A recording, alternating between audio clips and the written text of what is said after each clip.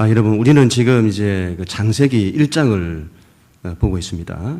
지난 3주 동안에 창세전을 다루었고, 그 다음에 첫째 날, 둘째 날에 창조에 대해서 함께 나누었습니다. 오늘은 셋째 날입니다.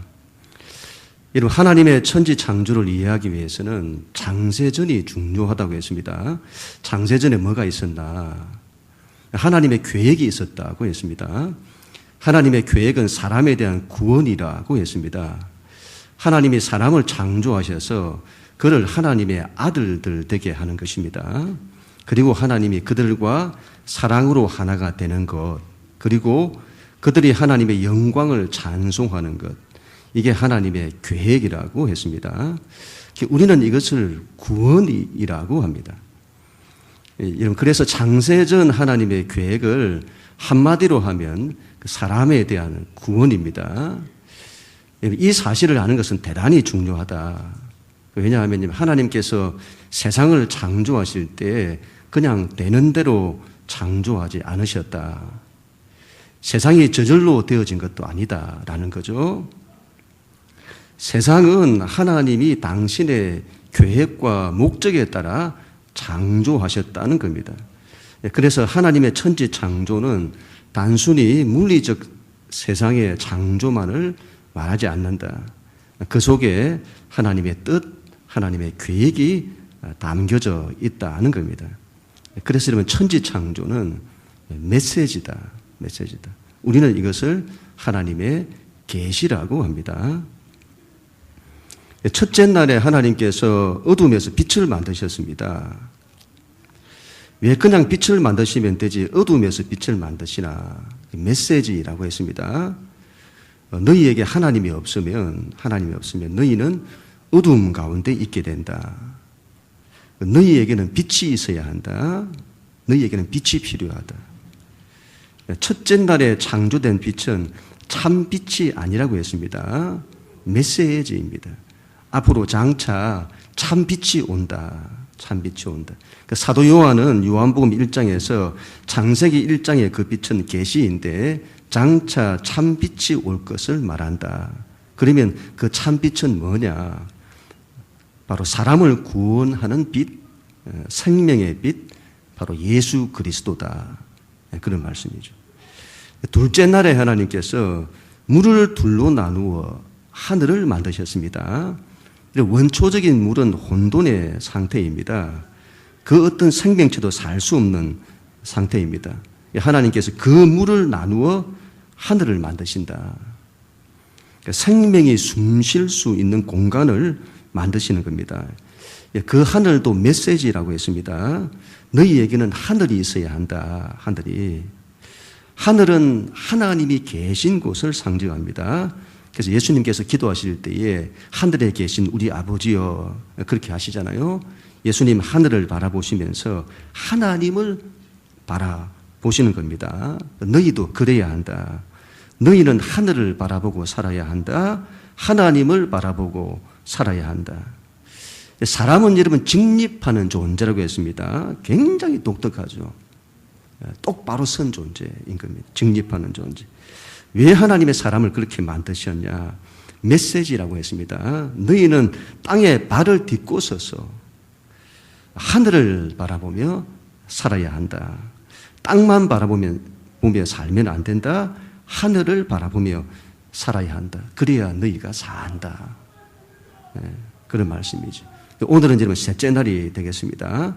먼저 9절 하나님의 말씀 9절 같이 한번 읽도록 하겠습니다. 시작.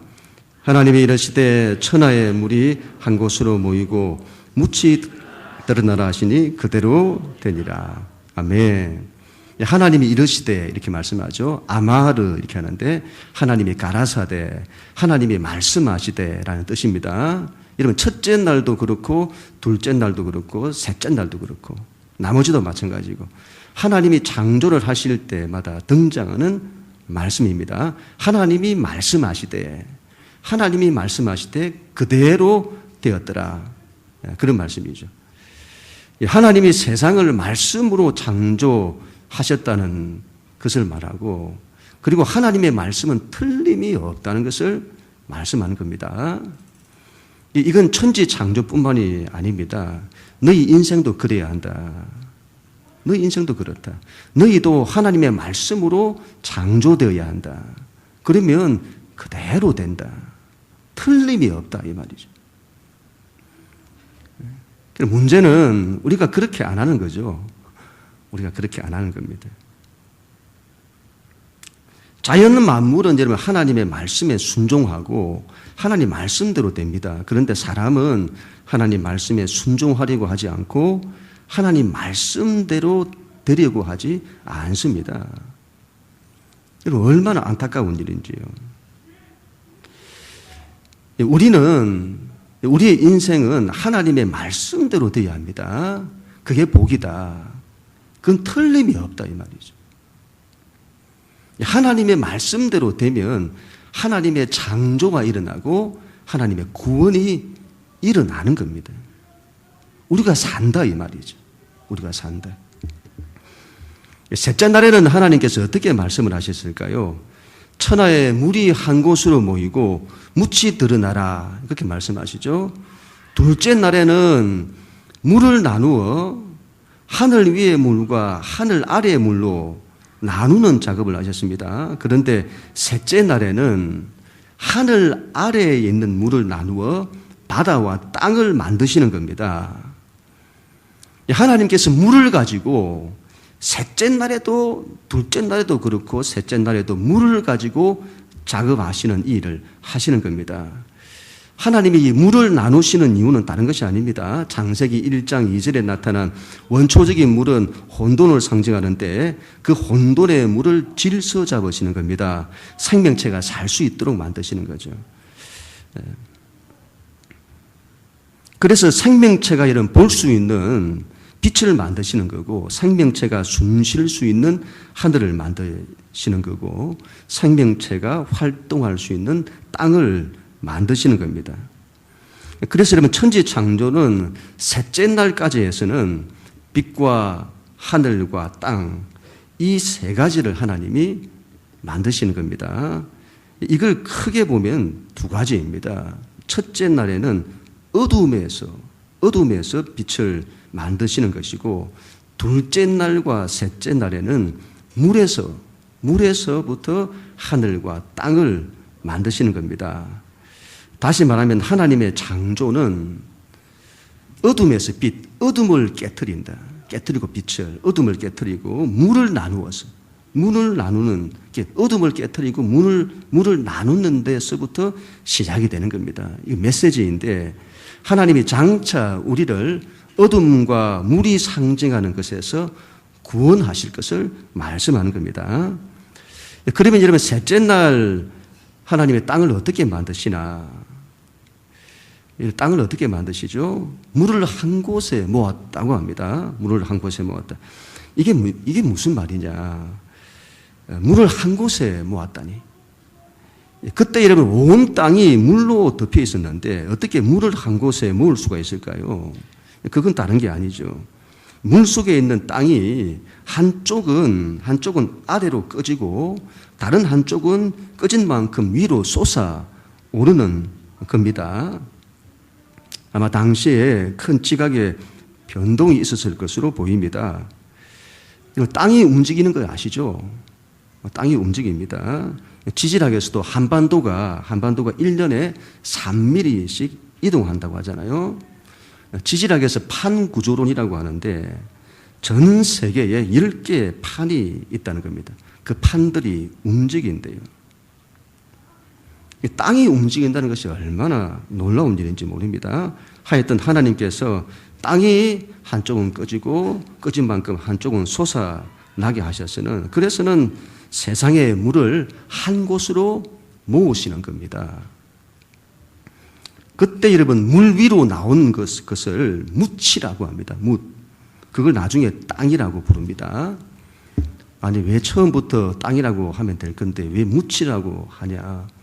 묻을 히브리 말로 야바사라고 합니다. 땅은 에레츠죠. 왜 처음부터 에레츠라고 쓰지 않고 야바사라고 하냐?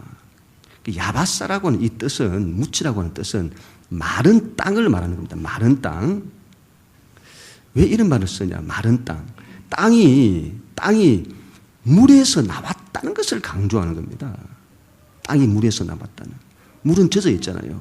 거기서 나와서 마른 땅이다 이 말이죠. 이게 물을 뚫고 땅이 나왔다. 그런 말이죠.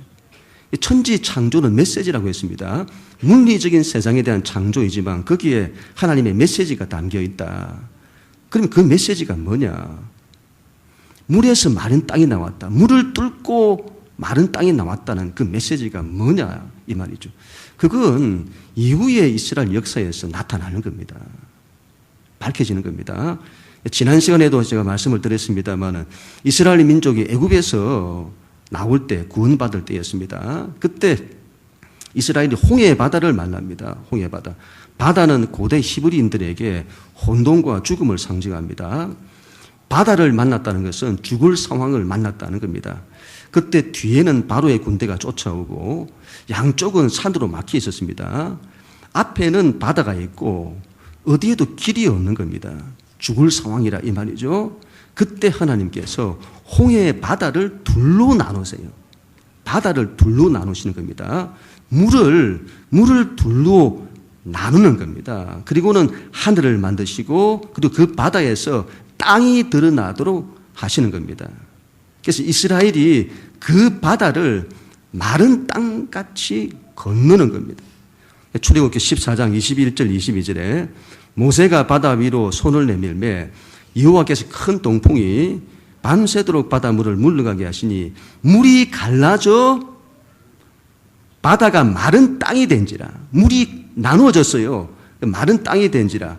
이스라엘 자손이 바다 가운데를 육지로 걸어가고 물은 그들의 좌우에 벽이 되니 그렇게 말씀하죠. 그래서 여러분 물에서 마른 땅이 나왔다는 것은 하나님의 구원을 말씀하는 겁니다. 하나님의 구원을.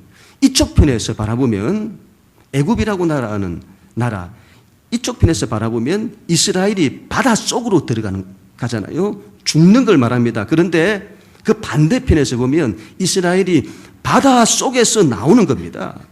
바닷속에서 나와요. 물에서 나온다. 그래서 물에서 나온다는 의미가 죽음에서 다시 사는 걸 말합니다. 노아 때에 여러분, 노아 때에 세상이 홍수로 심판을 받잖아요. 하늘 위에 물이 터지고 하늘 아래에 물이 다 터져 원초적인 물의 상태, 혼돈의 상태로 덮이는 겁니다. 사람이 살 수 없는. 그러니까 심판과 죽음을 말하죠. 그리고 이후에 물이 점점 가마여집니다. 가마여지면서 땅이 드러나기 시작합니다. 땅이. 물에서 마른 땅이 드러나는 겁니다. 구원을 말하는 거죠. 노아와 그 가족들이 구원을 받는 걸 말씀하는 겁니다. 죽음에서 다시 사는 걸 말씀하는 겁니다. 우리가 이제는 세례를 받을 때 어떻게 하죠? 세례를 받을 때 사람이 물속에 들어가잖아요. 물속에 들어갑니다. 좀 더우신 것 같은데 온도를 조금 낮춰야 될 것 같아요. 사람이 물속에 들어갑니다. 그리고 물속에서 나옵니다. 물속에 들어갔다. 뭘 말하죠? 물속에 들어갔다는 것은 죽는다는 걸 말하는 거고 죽는다는 걸 말하는 겁니다. 그래서 이전에 나는 죽었다. 세상에 대해서는 죽었다. 그리고 물속에서 다시 나오잖아요. 물속에서 다시 나오잖아요. 들어갔다가 나오잖아요. 마치 물에서 땅이 드러나듯이 사람의 머리가 물속에 들어갔다가 그 속에서 나오는 겁니다. 다시 사는 걸 말합니다. 다시 사는 걸. 구원을 말하죠. 구원. 이걸 세례라고 합니다. 세례. 이제는 옛사람은 죽고 새 사람으로 다시 산다는. 이제 이전의 세상에 대해서는 죽고 천국에 대해서 다시 산다는 구원의 메시지를 말하는 겁니다. 구원의 메시지.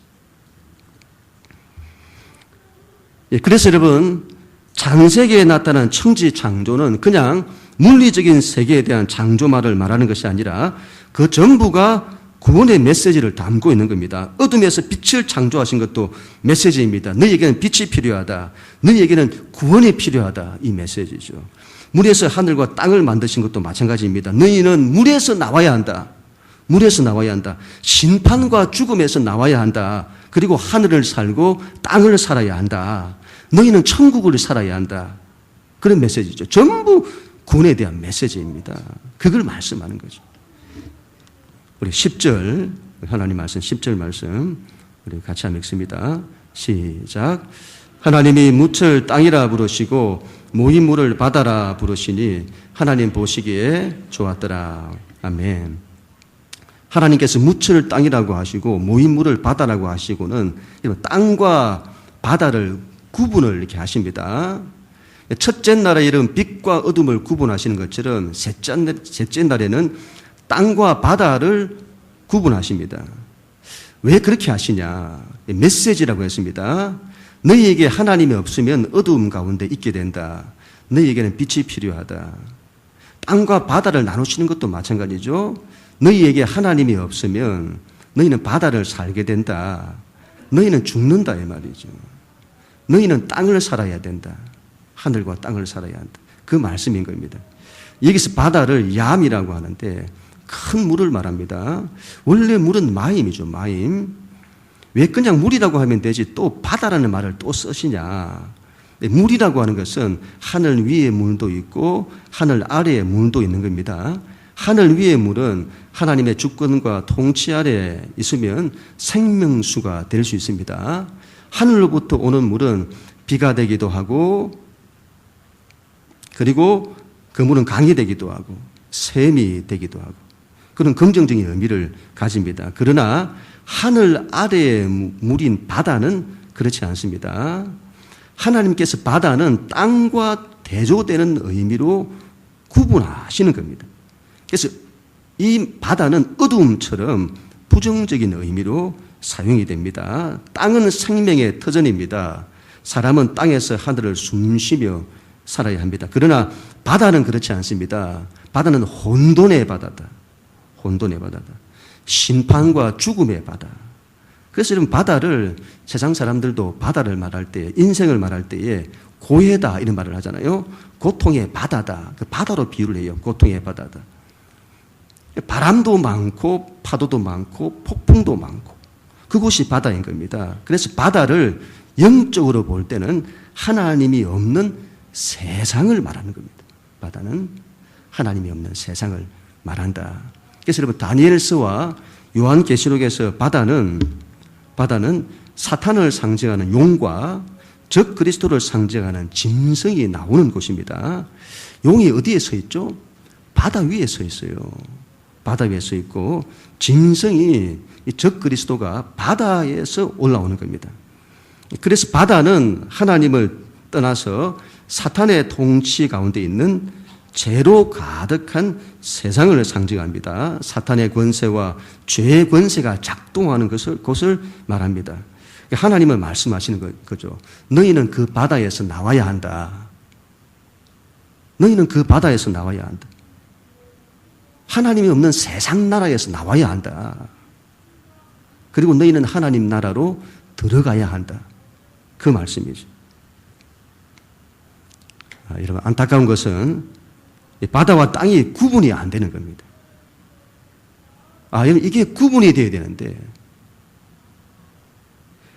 우리가 바다에서 완전히 나와야 하는데 이 구분이 안 돼요. 이분이 하나님 나라를 사는 건지 세상 나라를 사는 건지 구분이 안 되는 겁니다.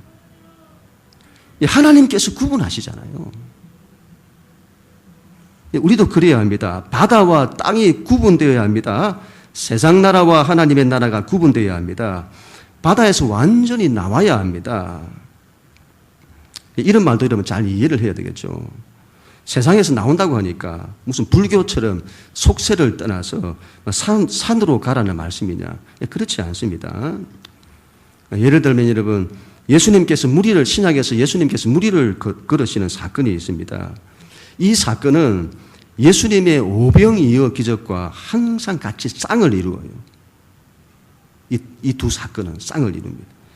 예수님께서 물고기 2마리와 떡 5개를 가지고 5,000명을 먹이십니다. 이 사건은 계시인데 예수님이 어떤 분이신지를 말씀하는 겁니다.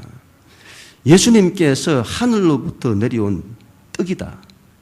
생명의 떡이다. 예수는 우리에게 생명을 주는 생명의 공급자다. 그 말씀이죠. 그분을 믿으면 너희가 산다.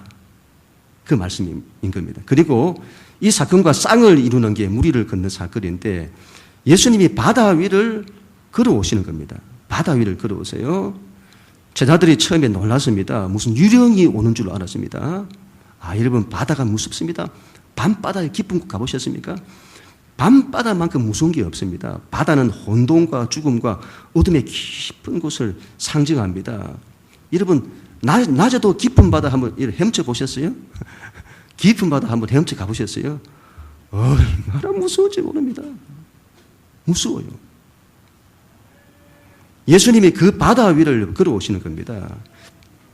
이 사건도 계시인데 오병이어 기적이 예수님이 생명의 공급자라는 것을 말씀한다면 무리를 걷는 사건은 바다가 뭘 상징한다고 했죠? 죽음을 상징한다고 했잖아요. 그 위를 걸어오시는 것은 예수님이 죽음의 정복자라는 것을 말씀하는 겁니다. 우리 예수님은 생명의 공급자이시고 죽음의 정복자이시다. 그때 이런 베드로가 나도 주님처럼 걷고 싶습니다라고 말하죠. 그때 예수님께서 오라고 하세요. 오라. 우리 같으면 어떻게 할 것 같습니까? 우리 같으면 오지 마라. 여긴 너무 위험하다. 근데 예수님은 오라고 하십니다. 오라고. 바람도 많고 파도도 많은 곳이잖아요. 세상을 상징합니다. 갈등도 많고 문제도 많고 죄도 많은 곳이죠. 예수님은 베드로에게 오지 마라. 여긴 너무 위험하다. 힘들다. 그렇게 하시지 않고 오라. 너는 와서 이 바다 위를 걸어내라. 바다가 없다 이 말이 아니고 바다가 있는 게 현실이잖아요. 그 바다 위를 걸어내라. 세상이라는 바다를 도피해서는 안 된다. 바다가 있는 현실을 인정하고 왜 이런 바다, 내 삶에 이런 갈등과 바람과 폭풍이 있냐, 그런 거 우리가 원망하시지 말고 바다가 있는 현실을 인정하고 신앙은 그 현실에서 승부를 해야 한다는 거죠. 갈등도 많고 문제도 많은 그곳에서 믿음으로 바다를 뚫고 나와야 한다는 겁니다. 바다를 뚫고 나와야 한다. 바다를 걸어내야 한다. 정복해내야 한다. 이 말이죠. 베드로가 이런 무리를 잘 걷다가 일어나는 바람과 파도를 보고는 두려움이 생긴 겁니다. 그리고 믿음을 잃어버려요. 그랬더니 바다 속에 빠져드는 겁니다. 아니, 바다를 뚫고 나와야 하는데 반대로 그 속에 빠져들어간 겁니다. 세상이라는 바다를 믿음으로 뚫고 나와 바다 위를 걸어내야 하는데, 정복해내야 하는데 그 속에 빠져들어가는 겁니다. 그래서는 세상에 빠져서 고통하고 그리고 좌절하고 인생이 왜 이러냐고 하고 절망하고 이렇게 되죠. 반대로 그 세상이 너무 좋다고, 그 속에 빠져서는 세상이 편하다고, 세상에 빠져 사는 겁니다. 성경을 말씀하는 거죠. 너희가 그렇게 하면 안 된다. 그러면 너희가 죽는다. 바다에서 나와야 한다. 바다를 뚫고 나오라. 어둠을 정복하듯 바다도 정복해야 한다. 바다와 땅을 구분해라. 그리고 바다를 살지 말고 하늘과 땅을 살아라. 바다는 정복해내라. 그런 말씀이죠. 우리 마지막으로 11절, 12절 말씀인데 우리 같이 한번 읽습니다. 시작. 하나님이 이르시되 땅은 풀과 씨 맺는 채소와 각기 종류대로 씨 가진 열매 맺는 나무를 내라 하시니 그대로 되어 땅의 풀과 각기 종류대로 씨 맺는 채소와 각기 종류대로 씨 가진 열매 맺는 나무를 내니 하나님이 보시기에 좋았더라. 아멘. 여러분, 하나님께서 셋째 날에 땅을 만드시고는 그곳에 각종 풀과 채소와 열매 맺는 나무들을 만드셨습니다. 식물을 만드신 겁니다. 식물을. 여러분, 사람은 빛이 있어야 살 수 있습니다. 볼 수가 있잖아요. 그리고 사람은 숨 쉴 수 있는 하늘이 있어야 합니다. 그리고 발을 딛고 설 땅이 있어야 합니다. 그러나 그것만으로 충분하지 않습니다. 하나님께서 셋째 날에 땅을 만드시고 그곳에 각종 식물이 나게 하신 겁니다. 하나님이 우리에게 살아있는 자연을 주신 겁니다. 풀과 채소와 열매 맺는 나무들이죠. 이것들은 나중에 땅의 생물들 그리고 사람들의 안식처가 되고 양식이 되는 겁니다. 여러분, 땅이 만들어졌는데 땅에 풀도 없고 나무도 없는 세상을 한번 생각해 보세요. 이스라엘이 여러분 애굽에서 나왔는데 그들이 인도를 받았던 곳은 광야였습니다. 광야로 인도를 받았어요. 이건 풀 한 폭이 나무 한 그루 자라기가 힘든 곳입니다. 천국이 여러분 그런 곳이라면 그곳에 가려고 하는 사람이 어디에 있겠습니까? 광야는 과정이죠. 과정. 아무것도 없는 그곳. 먹을 것도 없고 마실 것도 없고 입을 것도 없는 그곳. 너희 인생이 그럴지라도 하나님이 너희와 함께 하시면 하나님이 너희를 지켜내신다. 그 말씀이죠. 하나님께서 너희를 입히고 먹이고 너희를 살게 하신다는 겁니다. 광야일지라도. 그러나 이런 광야는 우리의 최종 목적지가 아닙니다. 우리의 목적지는 젖과 꿀이 흐르는 땅인 겁니다. 가나안 땅, 하나님 나라를 상징하죠. 젖과 꿀이 흐르는 땅. 여러분, 자연이 없다면 사람이 어떻게 살까 싶습니다. 세상이 너무 황량하게 보이잖아요. 이거 세상이 만약에 식물이 없다고 하면 이 세상은 하늘과 땅 그리고 바다밖에 없는 겁니다. 그런 데서 어떻게 삽니까? 그런 데는 그런 땅 위에 하나님이 식물을 만드신 겁니다. 한 번씩 제가 이런 운동을 하다 보면 길 옆에 있는 풀을 보고 그 나무를 보고 이 자연을 보면요. 여러분 자연이 얼마나 경이로운지. 얼마나 경이로운지. 맨날 콘크리트만 보다가 자연을 보면 생명의 기운이 막 느껴져요. 힐링이 일어나잖아요. 하나님께서 땅을 물질로만 두신 것이 아니라 그 땅을 식물로 채우셨다는 겁니다. 그런 식물을 왜 만드시냐? 우리를 위해서 만드시는 겁니다. 우리 하나님의 땅에 아름다운 옷을 입히신 겁니다. 그래서 우리가 그 자연 속에서 안식하고 살 수 있도록 하시는 것이죠. 그리고 그 자연 속에서 먹고 사는 문제를 해결할 수 있도록 하시는 겁니다. 이런 첫 번째 하늘과 땅도 이렇게 아름다운데 우리가 마지막에 이루어질 새하늘과 새 땅은 얼마나 더 아름다울까요? 얼마나 더 아름다울까요? 천국이 금과 보석으로 되어 있다고 하는데 그건 여러분 천국의 가치를 설명하는 비유적인 표현입니다. 물질적인 금이나 보석이 있으면 그건 뭐합니까? 그런 물질적인 것보다 더 귀한 것이 살아있는 생명이죠. 첫 하늘과 첫 땅에서는 이렇게 아름다운 자연을 주셨는데 새 하늘과 새 땅에서는 얼마나 더 아름다운 것들이 우리에게 허락이 될까요? 궁금하잖아요. 기대가 되잖아요. 첫 하늘과 첫 땅에서도 그렇게 아름다운 것들이 만들어졌는데 새 하늘과 새 땅은 어떤 모습일까? 그곳에는 얼마나 맛있는 것들이 있을까요? 요즘 우리나라 과일이 동남아에서 인기라고 하잖아요. 우리나라 딸기, 포도도 유명하지만 배가 그렇게 유명하다고 하잖아요. 전 세계에서 우리나라 배 같은 그런 과일이 어디 있을까요? 그 그것들보다 더 맛있는 것들이 천국에는 얼마나 많을까요? 얼마나 아름다운 자연이 새하늘과 새 땅에서 우리에게 주어질까요? 첫 하늘과 첫 땅은 계시라. 장차 우리에게 주어질 하나님의 나라 새하늘과 새 땅을 말하는 거다. 그런 말씀이죠. 그것보다 더 완전한 것으로 주어진다. 이렇게 해서 이런 셋째 날까지 해가지고 이 세상의 틀이 이제 만들어집니다. 생명이 살 수 있는 틀이 만들어집니다. 그리고 우리가 다음에 볼 이제 넷째 날부터 여섯째 날까지는 그 틀을 하나님이 내용으로 채우시는 겁니다. 쉽게 말하면 하드웨어가 만들어졌고 그 다음에는 소프트웨어를 채워 넣는 겁니다.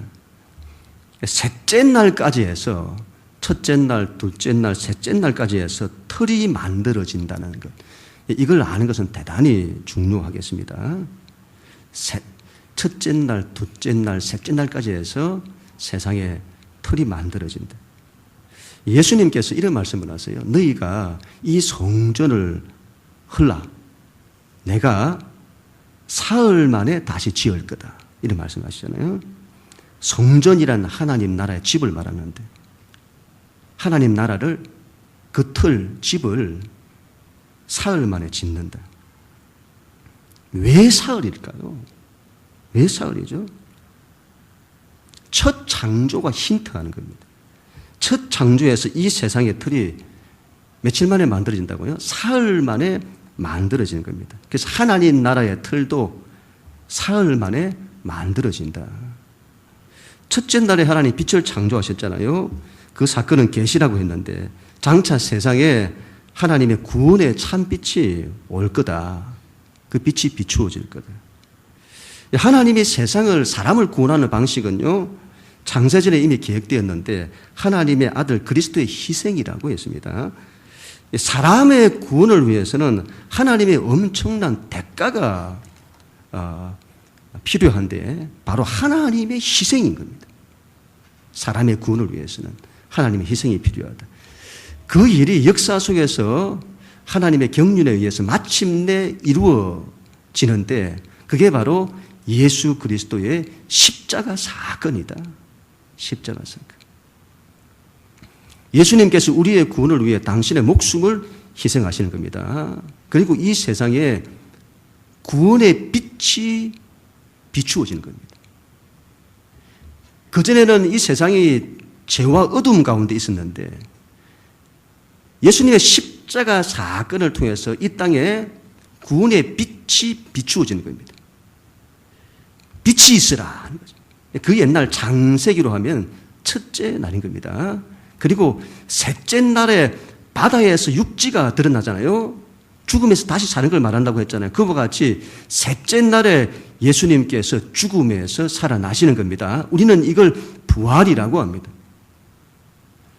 그래서 예수님께서 사흘 만에 십자가와 부활로 하나님 나라의 틀을 만드시는 겁니다. 이제 남은 것은 예수님께서 만드신 그 하나님의 나라를 구원받은 사람으로 채워 넣는 겁니다. 채우는 일만 남은 거죠. 이게 여러분 창세기의 천지창조가 담고 있는 구원의 메시지다. 그런 말씀인 겁니다. 오늘 말씀의 마지막 말씀은 하나님 보시기에 좋았더라고 합니다. 하나님 보시기에 좋았더라. 여러분 셋째 날을 자세히 보신 분들은 셋째 날에 하나님 보시기에 좋았더라는 이 말씀이 두 번이나 등장합니다. 하나님 보시기에 좋았더라.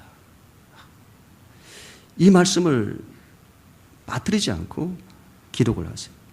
우리 인생도 그래야 한다 이 말이죠. 너희 인생도 하나님 보시기에 좋아야 한다. 우리가 완벽해야 하나님 보시기에 좋은 것이 아닙니다. 우리가 하나님의 계획대로 사는 겁니다. 우리의 인생이 하나님의 말씀대로 하나님의 뜻대로 되는 겁니다. 우리에게는 부족함이 많고 못남도 많고 그러할지라도 우리가 하나님의 목적대로 사는 겁니다. 그러면 하나님 보시기에 좋다. 그런 말씀이죠. 교회도 마찬가지입니다. 교회도 하나님의 계획과 목적대로 되어야 합니다. 교회는 하나님의 꿈과 비전을 위해서 일어서야 합니다. 그래야 하나님 보시기에 좋다. 그런 우리 모두가 다 될 수 있기를 주님의 이름으로 간절히 축원합니다.